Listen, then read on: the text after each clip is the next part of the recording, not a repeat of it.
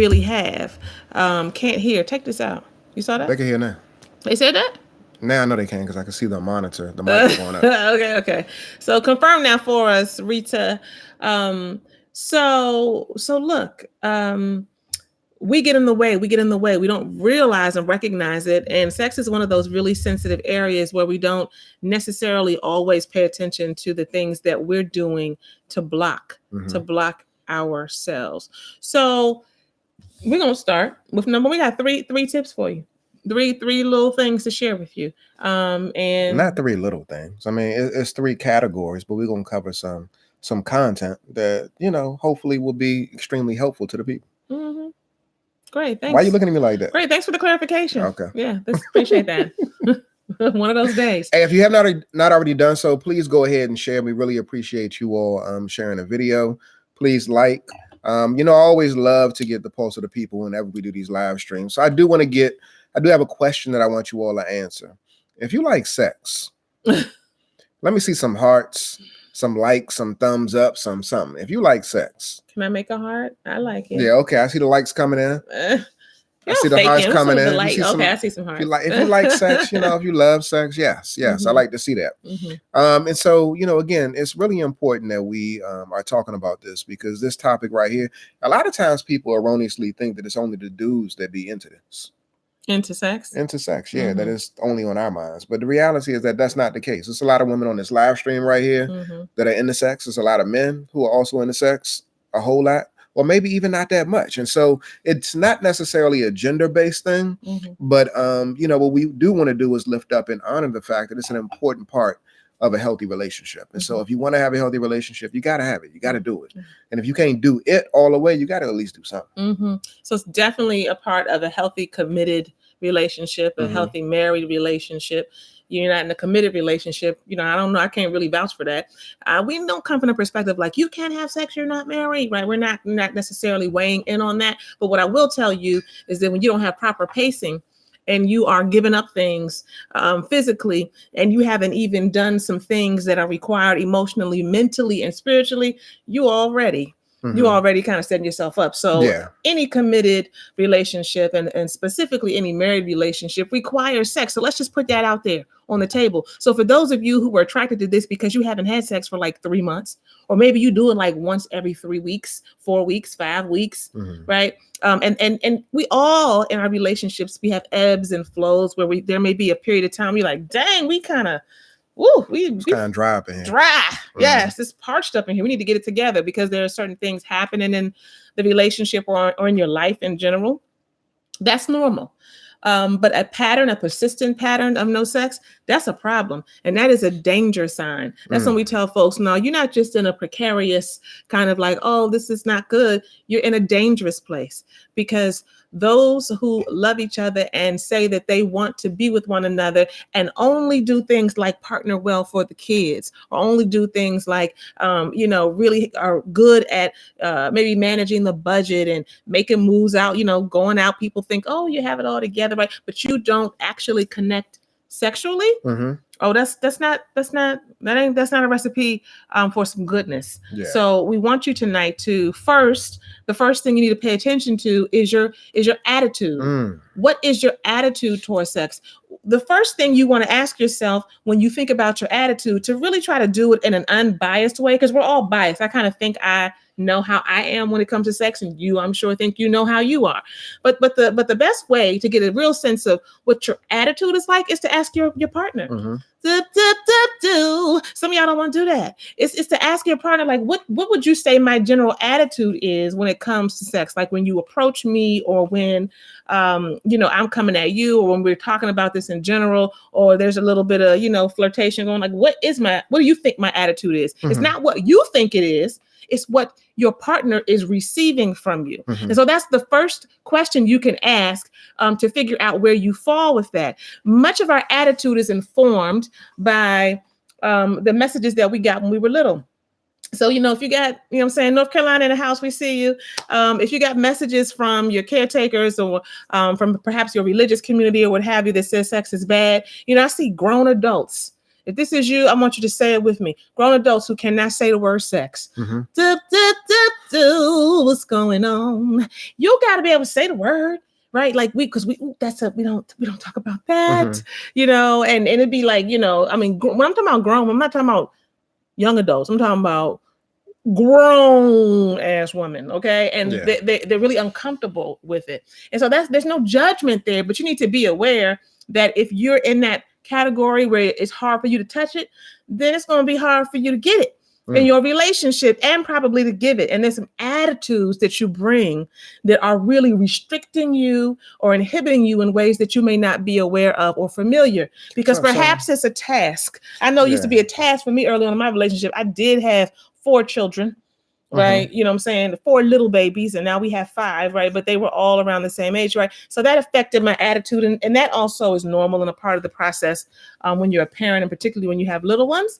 But I want us to really pay attention to like what's the energy you're giving off. Your attitude will always get in the way. Mhm.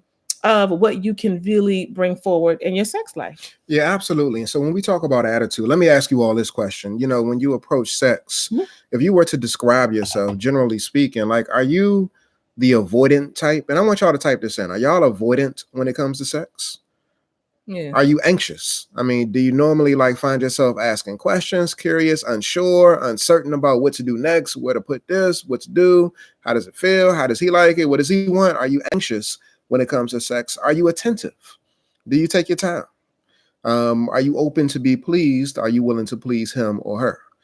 Which one are you? So let me get a comment. Are you anxious? Are you avoidant? Or are you attentive?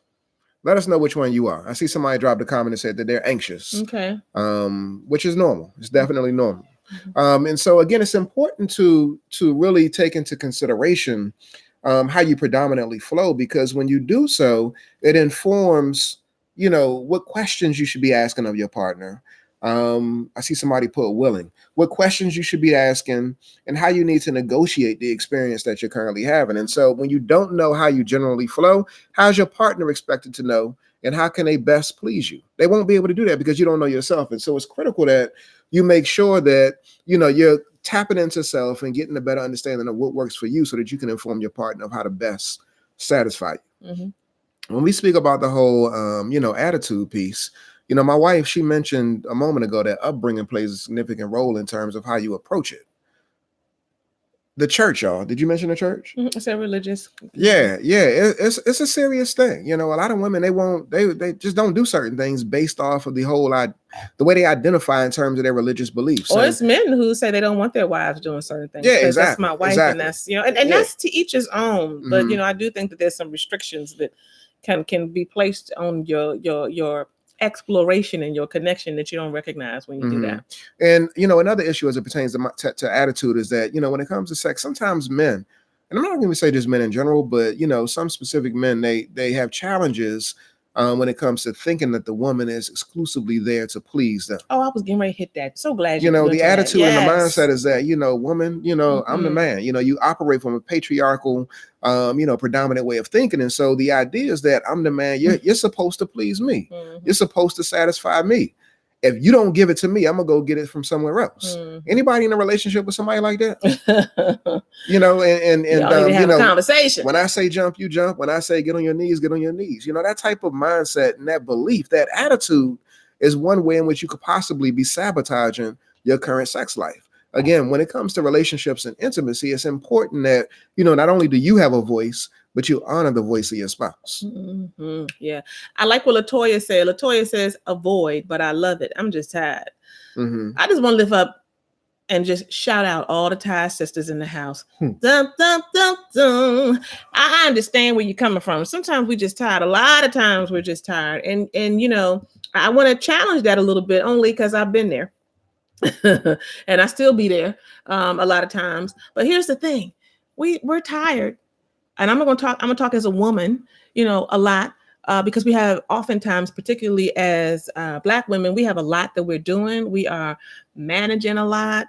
We're kind of just multitasking or whatever. But look, guess what though? When we get to the job though, and we make sure our children have what they need, and we make sure we show up to do what we got to do at church and be on that committee, right? And there's certain things we do, and we're tired. But when it comes to sex, it's like, oh, but I'm tired, right? And so it's a matter of priority. It's like with anything, it's a matter of priority. And one of the things that we want to pay attention to is that there are a few things in life that once you get over the hump of like, oh, I don't feel like it, or I don't want to go, or I don't want to do it. Once you get over the hump, you'll actually really be like, woo, that was good, or I needed that. There are a few things in life that fall into that category. Sex is one of them, because oftentimes what happens with sex is that it is a stress reliever. It helps us to release some things literally and emotionally and mentally, right? We didn't even know we needed that thing, right? So if we would just prioritize, which means that you have to have some discipline and, you got to hold yourself accountable. Then we would see some different results. So I feel you on being tired, but we got to make sure we prioritize. Yeah, I mean, do you feel like it's a chore? I know I used to. Tamika said it's my prescription. Do you still feel that way? Oh, my prescription, Tamika. Boop, boop. Let me just cheers to you on that. Her prescription. I generally don't, but at times I still do, because I be tired. But because I'm not perfect. I don't think any woman is. There's times you're like, boo, how you gonna give me all that flirtation all day long? Yeah. How you gonna be hitting me up and you're gonna be, rubbing up on me and stuff like that, and then you ready to go to sleep. Like, and look, y'all, when I be downstairs, well, let me just say this real quick. When oftentimes we're in the family room in the evening, and when it's time to go up, right, we always, and this is what you should do, we try to, as much as we can, to go up together. That's not always the case, because at different times there are different projects and things we're working on, and one of us has to stay up, but we try to go up together, right? But I be so like, because I'm one of the people that fall asleep all the time. Are you anybody out there like me? Y'all watching TV, you're doing whatever, and you just can't help it. You be into it. Next thing you know, you sleep. And I walk upstairs fast as I don't know what. I be like, I'm half awake, half asleep, but I be like on a marathon. Like, I gotta get up there because I just want to hit that pillow. I just want to hit the pillow, and you be trying to hit this. And so I just want to say. I know that there are times when that happens. And I understand the tired piece, but we have to prioritize. We got to prioritize. That's really what it falls down to. And you're never going to get it perfect. And anybody tell you they do, they lying. But it's never going to get perfect. Your face looking kind of tight. Yeah. So let's park right here for a second. Ooh, remember, we got to. I understand all of that. Okay, because you like to park, man. So when it comes to attitude, y'all, and ladies, I'm specifically lifting this up for you all. What your man wants ultimately is for you to be invested in the process. Ultimately. And so, as my wife just so eloquently mentioned, she could be sleepy and walk with a sense of purpose and passion upstairs to get in the bed. That's what we want when it comes to sex. We don't want no haphazard, lazy, reluctant, unwilling. It just doesn't. It's now. Granted, we may settle for that, but do you want your man to be settling for what you give him in your relationship? No, you want him to be satisfied. You want her to be satisfied, and so the way that you can safely know that you're satisfying your man is when you're moving with purpose, when you're doing what you do, and you do it diligently. You do it with intent. And so you're handling your business. And again, it's really important that you know that when it comes to haphazard and half-hearted head, when it comes to haphazard and half-hearted intercourse, when it comes to all of that type of stuff, again, it may get the job done. But truth be told, he could pay for that. He's in a relationship with you because you bring something unique, and it's the connection that he has with you. Right. And so again, when you're giving him what you're giving him, please give it to him with passion. It means so much more. Okay, you had to get that out there. I really did, yeah. We're not checking the boxes when it comes to this. Like, when you just think that it's about checking the boxes, your attitude don't matter. What's really important is that you understand that it's a process. We want you invested. We want you in the game, not just standing on the sidelines, participating and throwing in the towel or doing whatever it is that you're doing. Get in the game and participate, and be fully present when you do so. All right, so that's number one, y'all. If your attitude needs some adjusting, go on ahead and adjust that thing. Work on it. Be intentional. And remember what I said at the beginning. Go ask your partner what they think your general attitude is when it comes to sex. All right, not just what you think. What is your partner say when you ask them? The second area is actions, actions, actions. What are your actions? What are you doing? Are you paying attention to setting it up? Are you paying attention to foreplay throughout the day?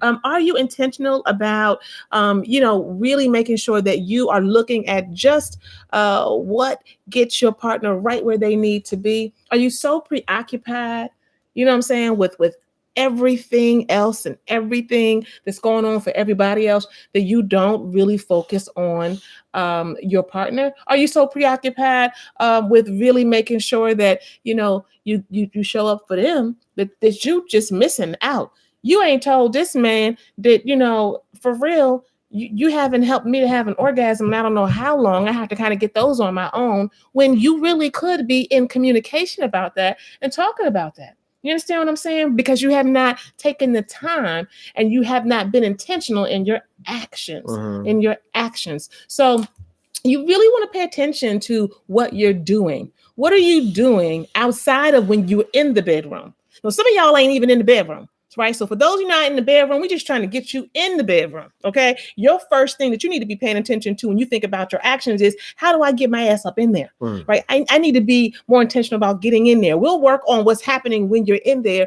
once you get in there. But you've got to take a risk. If you don't want to take a risk because you don't want to be rejected, whether you're a woman or a man, right? Because all of us can fall in that category where you try to throw a little bit of energy the other person's way. They ain't really giving it to you, right? There's beef that's been going on between the two of you. This is why we tell you all to visit places of conflict. Don't dwell there. You got to learn how to have sex in the middle of the disconnect, because the sex will bring you back together, even if only temporarily. And successful couples know that regular sex is a way to manage the conflict. It does not eliminate it, but it manages the conflict that you may be having in a normal relationship, right? Because at the end of the day, that's still my boo, and he still knows how to hold me right, and she knows how to come in and give it to me like I like it. And so when you can say that, when you can do that, then your actions are speaking much louder than any words that may be disconnecting you, as you're moving along in your relationship. So actions, actions, actions. Evaluate, what am I doing or not doing? Do you even know what the answers to some of these questions are? And if not, then that's something for you to review and think about in your own relationship, specifically and particularly when it comes to sex. Okay. So when it comes to actions, y'all, again, my wife, she mentioned that it happens both inside and outside of the bedroom. And so I'm gonna show y'all something really quickly. And I'm doing this because I really want to illustrate that. So my wife and I, we've been together for 24 years, married for 17. And for those who think that sex after marriage has to be dead, that's a myth. You a goddamn lie. And we got a very healthy and vibrant and delicious, scrumptious, effervescent sex life. And I enjoy it. I love it. But I'm saying all that to say that when it comes to what you do, it's important that you set it up. And I love actions mean so much, y'all. They mean so much. I love when my wife, when she sets it up, because she sets it up the way that I want her to set it up. Even if she don't necessarily want me to approach her that way, she sets it up the way that I want her to set it up. I'm gonna speak on that second point. And so, go ahead. And so check this out. So I think it was on June 20th. You're looking at a text? My wife sends me a text. So I'm gonna show this to y'all. They can't see that. I'm gonna show YouTube first. It's backwards. So look at the top message. Can you see it? Look at the top message. What is it? What did I say? It's backwards. I can't really. It's backwards. Some people can see what it says. The top message. I can't even see it. It's blurry. You can't see it. They can't see it. See if can you see it? Can you see the top message? Boo, just read it. Excuse me. So my wife, she sends me this message at 9:08 p.m. Oh, you're gonna tell him? Oh, at 9:08 p.m. Yes. Thank you, Arlene. She says, I'm wet. Oh, Arlene saw it. She says, I'm wet. This is you're after not giving my 24 permission years, to put me out there. I always ask for your permission. You don't really care. Don't fake. I'm sorry. You're like, I'm sorry. Anyway, this is after as I was 24 saying. years, I'm getting this message from my wife. She's letting me know in advance what it is that where she at. And I'm appreciative because I like that type of straight talk. I like that type of language. And then she I say, what? How you going to distract me while I'm driving? And then she puts kisses on the text message. Then I ask her, any capriccio? Any wine? She says, let me see. She says, yep. And then she says, I can't wait to overwhelm you with words. And then she starts laughing. Because y'all know I be talking. Yeah, and then she said, and with sex, so don't worry. So again, just that energy right there, y'all. That's action that's taking place prior to us even getting in the bedroom. And so that's setting the stage, setting the mood. And she's letting me know she's speaking my language. Mm-hmm. And in doing that, I'm like, I'm ripe and I'm ready. I'm ready to get busy, as soon as I walk through the door. But I understand that it's a process, but I'm appreciative of what my wife is doing to lay the groundwork for what's about to happen. Actions are critical, y'all. They're really critical. Actions are critical. Yeah, so, go ahead. So let me just say this. Let me pause for a second. If you're watching this, you find any value in any of this, please share this video. Somebody else might find some value. Please share. We appreciate it. Like it. So look, y'all. What's also important is this. I'm still on actions. Yeah, boo. All right. I think what's also important is what my husband said. I know what turns him on, and I know what. Yeah, Stephanie, that's the Leo in me. Boop, girl, go. So I know what he likes, and so I have had to learn over the years how to lean into what he likes. And I think that that's something that we all, and he has to do the same for me. Sometimes I have to remind him a little bit, maybe more than sometimes, but I gotta remind him a little bit because, he just want me to come raw with it. Right. That's just him. Right. I am one, I want to be what's the 3-letter word? Woo. Woo me. Mm-hmm. Woo me. You know what I'm saying? Set it up. Send me a poem and talk whispers in my ear. You can get freaky too, be a little, nasty and stuff, but I want you to connect with me emotionally. And what we know about men and women, not that this is exclusive or this is without any kind of differentiation, we know that women oftentimes connect mentally and emotionally. And that mental and emotional connection then turns into a physical fire that they can really be ready for. And oftentimes for men, the physical, because they're visual creatures, the physical really gets them there. And when they can get in it physically, then that opens them up emotionally and mentally. And so we're wired differently. But what I have to remind him sometimes is like, well, don't just come in here and be like, so can I hit that tonight? Like, that's not, I'm, back maybe 10 years ago, that I'd be like, oh my God, but I don't like that. Right. So that's not the way with me. So the point for you to take is what is your partner's way? Oftentimes it may be different than yours. In some ways it may be similar, but figure that out. And even if it stretches you and makes you uncomfortable, show up for them that way. Because the way that it's requiring you to show up is probably where you need to grow anyway. Because maybe it makes you have to come outside of your comfort zone and say stuff you wouldn't normally say and kind of, just be out there. You're being seen. But where better to be seen fully and to be exposed and feel awkward and what have you, and then let that thing erupt in an orgasm at the end of the process. Where better to do that than with the one that you love? If there's any place you're going to grow, it should be in your marriage. And we can't leave the sex life out of it. It's not everywhere. It ain't just about finances and parenting and conflict management and communication. It's also in our sex lives. That is not a back burner area for relationships. It is primary. And we have to remember that no matter who told you what or what you think sex is essential. Hey, Andre, go ahead and send us an email. I mean, I see that you're saying that your marriage is in trouble, so we're not going to ignore you. Please send us an email, and you can email info@beintentional.com. I'm gonna drop the email address in the comments. Hey, when it comes to actions, y'all, another thing that you want to make sure that you're doing is communicating with your spouse, with your partner, what it is that you like and don't like. Just recently, my wife and I, we had some real honest and open conversation about some experiences in the bedroom. We did? Yeah. And so she shared with me, I don't like when you need to stop doing that. I don't like when you do that. Hold on. Man, we're not going to share what it was. What was it? I'm not saying on this right here. You don't want, so you're going to put me out there a second ago, but you don't want to be put out there. Nah, no. I don't even know what you're talking about. Okay, we'll talk about it after. Write it down while you're here. So keep on with your point. So Make sure can't nobody see this. See how you doing? So yeah, so my wife, she was extremely clear about the fact that the fact that I'm not having it. I'm not down for that. Let's tell it. No, boo. Nah. Okay, I'm sorry. I'm not down for that.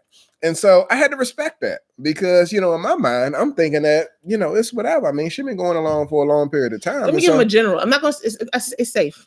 Let me just say this. There are, I don't know, I'm making this up as I go, but there are three kinds of people.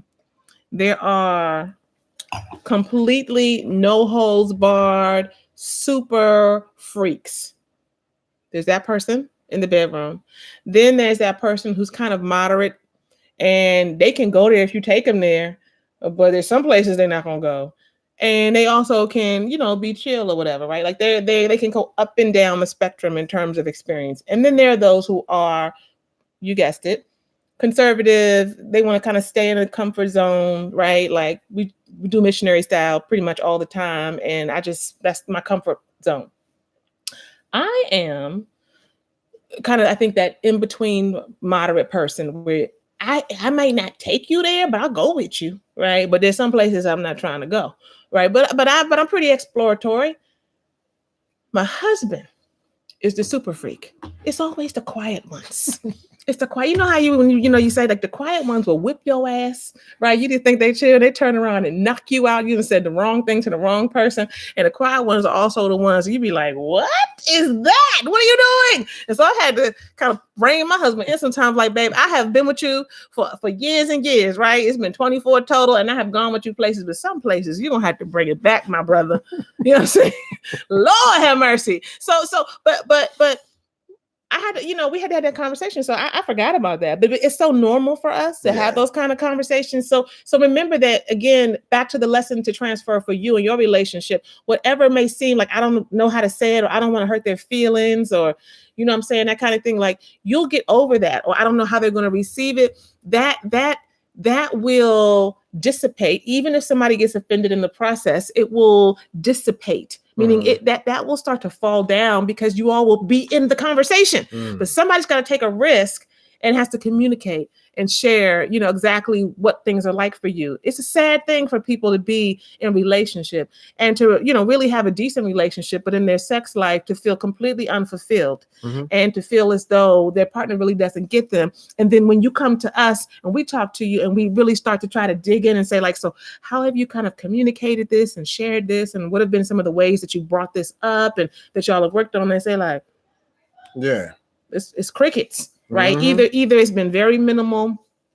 It's been no communication around it. Right. Like, you get out of your relationship what you put in, and that definitely goes for your sex life as well. If you are just joining us tonight, we're talking about, as we get to the third and last point for the night, we're talking about how you sabotage sexual satisfaction in your relationship. And we are doing that with the premise, with the foundational understanding that sex is not negotiable in a committed relationship, in a married relationship. It is essential. It is a part of the process. And if you find yourself in a category where you haven't done it in a while, it's been a while, you're already in a danger zone. And so you got to figure out how to get unstuck. And sometimes you do need professional help. Other times, and all times, whether you get professional help or not, you need courage. You need courage. Sex is one of those places you get physically naked and you also get emotionally naked. And you gotta have courage, right? We think about our bodies, and you know what I'm saying? Y'all, my sisters know about these little pooches we got, you know what I'm saying? And men start to focus on their size and am I hitting it right? Like, there's all these insecurities and vulnerabilities. You've been together with your man for a long time. Your woman knows you left and right, but there's these expectations that we have, not just of each other, but of our own selves to get in the way. Yeah. So tonight we're talking about that. And so Lena, we're going to come to you in a second. Let me just go ahead and put Lena's question out there. Lena says, what if you have done some exploring with your husband and don't want to do it anymore? Any more exploring in certain sexual areas? At the end of the day,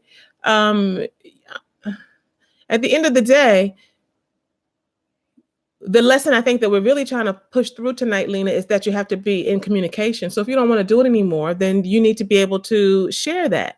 And even if you have a hard time articulating kind of your feelings and that kind of thing, write it.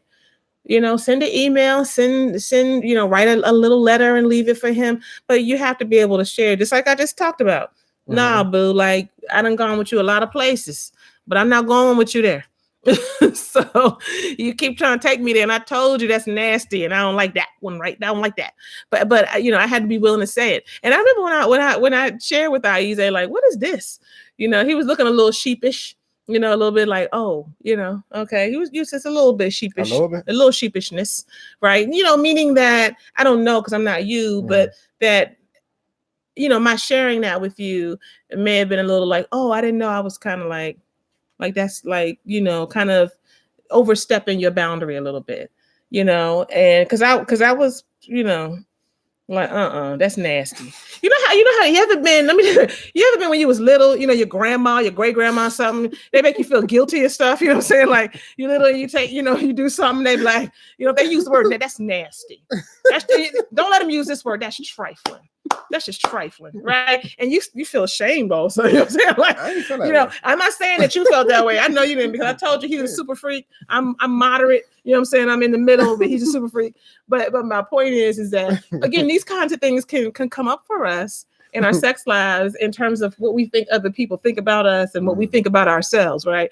And that's normal. That's a part of the process, but we got to be in communication. So if you're just joining us tonight, we're talking about three things, three categories, areas. 3 ways that you sabotage your sexual satisfaction. There you go. Yeah. Say it again. 3 ways you sabotage your sexual satisfaction. So we talked about your attitude. We talked about attitude and giving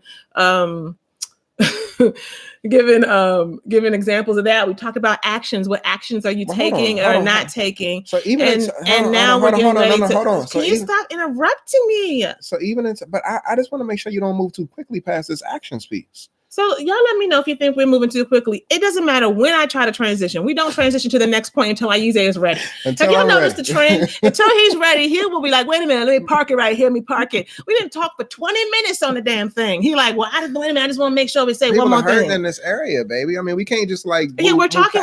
I know we're talking about the whole live stream is about this area. Yeah. So go ahead. What are you going to make up to say now? No. So the actions, y'all. Oh, what's up, Manifest, bro? We see you. What's up, bro? So I mentioned a moment ago we said you moving at the right pace. Yeah, I mentioned a moment ago that when it comes to women approaching sex, it's important that your attitude, your mindset, your energy in which you bring is in the appropriate place. Because we as men, again, if we just wanted some, a quick hit it and quit it, then the reality is that, guys, what you really shouldn't be doing, because it's really not safe to do, and especially if you're married, you need to be committed to the person that you're married to. But you could pay for that. It's not the way to go, but you can pay for that. And so you want something special between you and your spouse because there's an intimate connection. But fellas, I must lift this up. When it comes to the actions that you demonstrate and show towards your spouse, when you're trying to get some, when you're trying to make love to your woman, please take your time.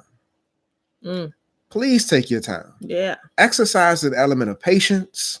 Don't be rushing just to get to the point.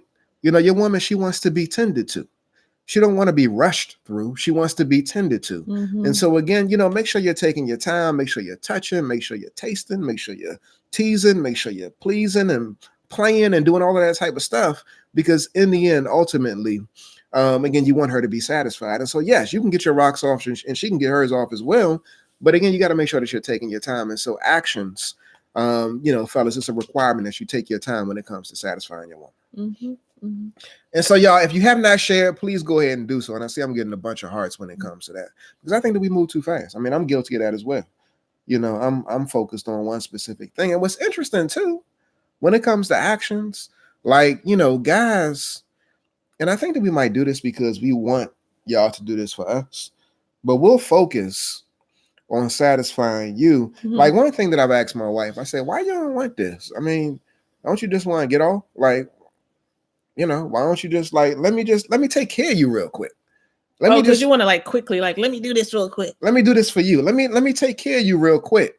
I'm like, no, I want the whole experience. I don't want to. Yeah. And again, we've been married for 17 years now, so we still experience that. But at the same time, too, I think that there are certain points in times where, yes, you know, Mia, you do gotta get it in quickly, and you do gotta move with that momentum and move with that flow. But as men, I think that it's important that we understand that your wife ain't you.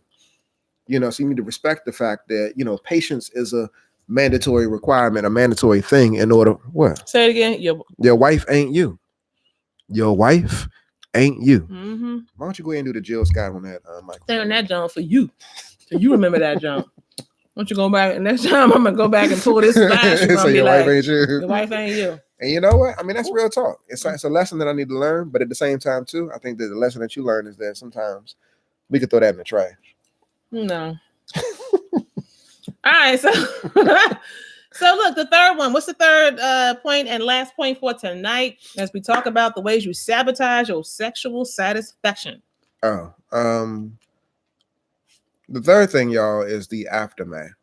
The aftermath. And I think that kind of ties into the actions as well, because some of y'all come to bed with hair wraps and scarves and all that of is that. not what this point is about. It's not about that. But again, You're just gonna talk about hair wraps and scarves. Because the actions, they mean so much. Like, but you still on actions?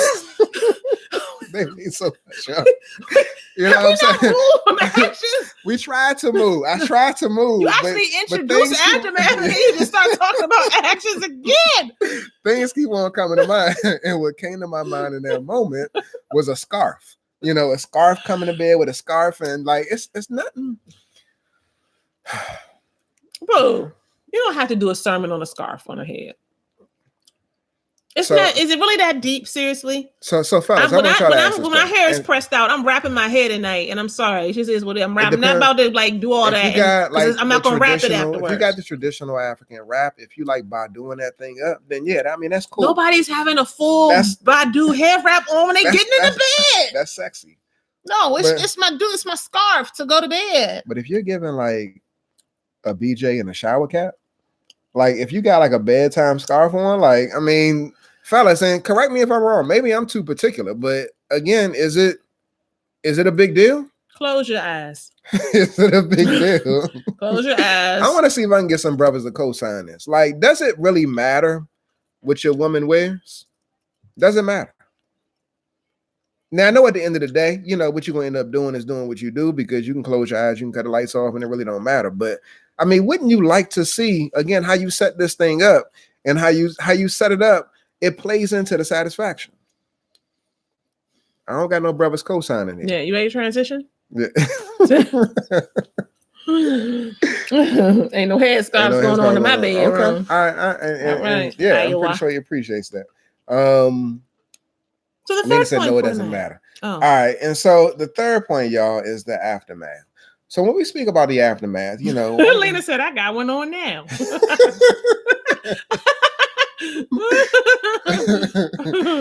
When it comes to the aftermath, you know, it's really important, you know, with that transition game, it's like in between the experiences of sex and intimacy. I mean, the experiences of sex. And so, number one, you know, after you get done, if you find yourself in a space where you just straight up going to sleep, I don't know how attractive or how sexy that is for your spouse. If you roll over and go to sleep, it might be cool. It might be all good, you know, in your bedroom. But in some situations, you know, they might want to have some conversation. They might want to talk to you. They might want to converse. They might want to conversate. And if you're not awake to do that, then it could be problematic in terms of your setup for the next time. So why don't you be transparent and get some examples? Get some examples? Like finishing and then just going slam to sleep. So truth be told, y'all, you know, if your man finishes and goes straight to sleep, a lot of times it's a compliment to you. You try to flip because you worked them. You worked them. Which point? Which way are you teaching? You don't want to do that, or you worked them, but at the same time, you do have a responsibility to stay up for at least 3 minutes after the fact. 3 Get whole some minutes. Good conversations. Like, no, just 3 whole minutes. But now you definitely want to engage your spouse, you know, after the act, because you want her to feel valued. You want him to feel valued and appreciated during the experience. And so to converse after the experience, I know one thing that my wife and I routinely do is that, you know, we'll be sending texts the next day. Maybe even several days after. We showed y'all the text earlier in this video that my wife sent to me talking about something. I'm wet. And you know that right there, you know, it's the foreplay. So the aftermath is important because it's the foreplay that leads to the next engagement. Right. So y'all, did y'all hear that? The aftermath is the foreplay for the next time. So it matters what you do in between time. What are you doing in between to continue to, you know, flirt and pick and really kind of arouse your partner? That's important. That's important. And if you're quickly shifting from sex to work, then that's also problematic as well. And so, not to say that you can't make that transition, but after you had a moment of intimacy, especially in the evening when things are supposed to be quiet and down, and then you shift from getting busy to getting your boardroom on, then again, you know, how does he or she feel about that? Like, am I just something that you're just checking off? Or are you going to press pause for a second and really relish the experience that we just had? If not, you know, again, your partner may possibly feel like I'm just a box being checked, and that's not what you want your partner to feel. So for many couples, the most that they really connect sexually is in the actual bedroom when they're doing it. And I think the point to really take home when it comes to the aftermath is that sex really is a mind thing. You can have sex mentally, right? How many of y'all have had some good phone sex? Right? It's been all about what you're envisioning and what you're hearing, and you can do that with your partner. You know, you can do that with your boo. And so you have to pay attention to what you're doing in the interim, because it does become boring and drab and, you know, a chore and a task and that kind of thing, like we talked about earlier on, if you're not really paying attention to how you can spice things up by what you say, by how you look, by what you do, and that kind of thing in the aftermath. The aftermath counts because the aftermath, again, equates to the foreplay before the next time. Before the next time. Yes, Mia said, give them an eargasm. Yeah. And that's important because our imaginations are very powerful. And there are so many couples that we find have not really tapped into your imaginations. And there's a lot that you can really get from creating the kind of sexual relationship that blows your mind just by activating your imagination. And when we don't use it, we get good at not using it. And so we do not get into the habit and the practice of doing that mentally and psychically, and it becomes this thing that feels awkward. But when you start to make a habit of it, then it'll be easier to do. So again, as we get ready to come to a close this evening, tonight we talked about the 3 ways that you can sabotage your sexual satisfaction. We talked about attitude and what attitude you bring to the relationship and what attitudes you have about sex, known and unknown, based on upbringing, based on, you know, kind of culturally what you think about sex and what's okay and what's not okay. We talked about your actions, the amount of risk you're willing to take and what you're willing to do and not willing to do, and how much value you place on how you show up for your partner and kind of knowing what works for them and also standing up for yourself and taking a risk to say what works and what doesn't work for you. And then lastly, we talked about the aftermath. We talked about what happens when it's over, like right there in the moment. Do y'all roll over and get out the bed and just like go to the bathroom and, you know what I'm saying, I don't know, wash up and come back and get in bed and go to sleep? What do you do? Do you say, are you on your computer? Are you on your phone? Do you say thank you? Do you take time to just hold each other for a second? Do some things, evaluate some things in your sex life that you can do differently so that you can stop getting in the way of a super satisfying sexual relationship. Is it possible? I thank you, Stephanie, for your comment. Happy 4th to you. Iowa says, my mind is the ticket always. And as clinicians and therapists, we know that your mind is the ticket to everything, to everything. So that's where you have to start. We hope that this has been of help to you. You just asked me a question. You were trying to get sexy real quick. I was just asking. What'd you say? I heard your voice drop. I didn't hear the words. I just know the way your voice sounds. I knew you were saying something, but I actually really didn't hear your words. You hear my words? So I was asking, I forgot what I was asking. I did. I mean, I did say something, but I forgot it. Okay. You can tell me later. Oh, you know, and we lifted this point up, but is it still good to you? To you know, me? yeah. You talking to me specifically? Mhm. We lifted that up. We lifted up the fact that when it comes to marriage, people think that, sex Oh, got to die, sex got yeah. to be stale, after you get No. married. And so I'm asking you, Mrs. No, I'm blessed you're blessed. and highly favored Mm, in my sex life. mhm. And all around for that Yeah, matter. yeah, Uh-huh. that's indeed. All right, y'all. If you haven't shared the video, please share the Me video. Reach out to us. We'll see you next time. I think you'll be in LA next week. So I don't know. We'll let you know. I don't know what we're doing. Mhm. But until the next time, peace, y'all. All right, y'all. Peace.